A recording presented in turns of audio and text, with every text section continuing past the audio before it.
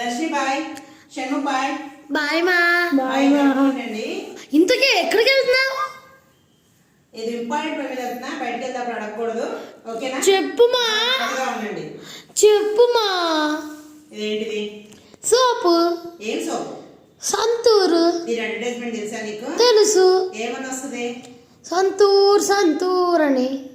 ఈ సోపు రుద్దుకుంటే ఎలా ఉంటారు? కాలేజ్ వాళ్ళగా. మరి నన్ను ఎవరు కాలేజ్ అని అట్లా ఆంటీ అంటున్నారు, అందుకే నేను కంప్లైంట్ ఇవ్వడానికి వెళ్తున్నాను, ఓకేనా?